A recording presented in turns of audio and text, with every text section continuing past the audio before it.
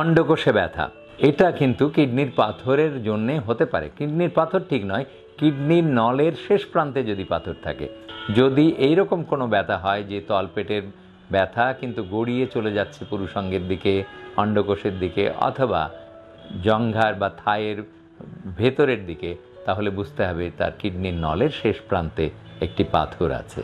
আর খুব সহজেই সেই পাথর প্রস্রাবের রাস্তা দিয়ে ইউরেটারোস্কোপি করে বের করে ফেলা যাবে এবং মাত্র 2 থেকে 4 ঘন্টা থাকতে হবে হসপিটালে, তারপরে বাড়ি চলে যাবেন।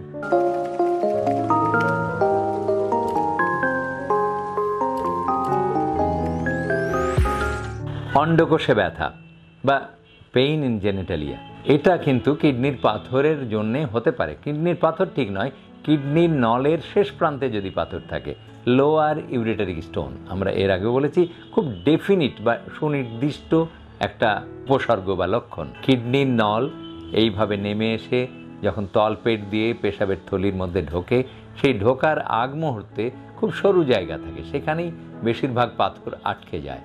আর এই ব্যথাটা শুরু হয় তলপেটের ডান পাশে অথবা বাম পাশে, অর্থাৎ পাঁজরের নিচের প্রান্তে ব্যথাটা শুরু হয় এবং ও বাঁকা হয়ে নিচের দিকে নামতে নামতে গড়াতে গড়াতে জেনিটালিয়া বা প্রজনন অঙ্গের দিকে চলে যায়।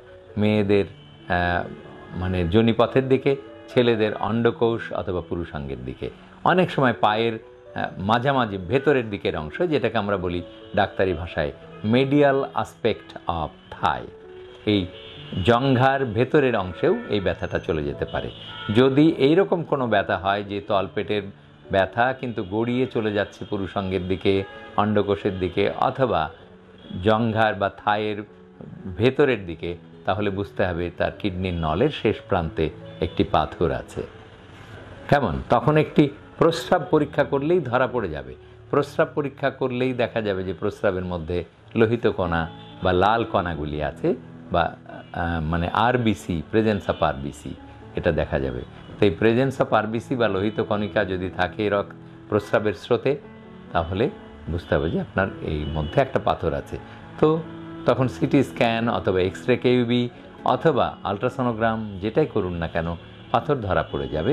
আর খুব সহজেই সেই পাথর প্রস্রাবের রাস্তা দিয়ে ইউরেটারোস্কোপি করে বের করে ফেলা যাবে এবং মাত্র 2 থেকে 4 ঘন্টা থাকতে হবে হসপিটালে, তারপরে বাড়ি চলে যাবেন। না খেয়েও থাকার দরকার নেই, কারণ স্পাইনাল অ্যানেস্থেসিয়া বা মেরুদণ্ডের ভেতরে একটা অবেদনবিদ এসে আপনাকে ছোট্ট একটি ইঞ্জেকশান দিয়ে 2-3 ঘন্টার জন্য অবশ করে রাখবে আর ডাক্তার সাহেব অপারেশন করবে। অপারেশন মানেই হচ্ছে প্রস্রাবের রাস্তা দিয়ে মেশিনটা গিয়ে পাথরটাকে ধরে লেজার দিয়ে কয়েকটা টুকরো করে ভেঙে পাথরটা চিমটা যন্ত্র দিয়ে ধরে আবার বাইরে নিয়ে আসা। এই অপারেশনটা করতে হয়তো ডাক্তার সাহেবের লাগবে 10 থেকে 15 মিনিট। এতেই আপনি সুস্থ হয়ে যাবেন, ব্যথামুক্ত জীবনযাপন করতে পারবেন। তাহলে মনে রাখলেন যে অন্ডকোষের ব্যথা কেবলমাত্র অন্ডকোষের রোগের কারণেই হয় না, কিডনির পাথরের কারণেও হতে পারে।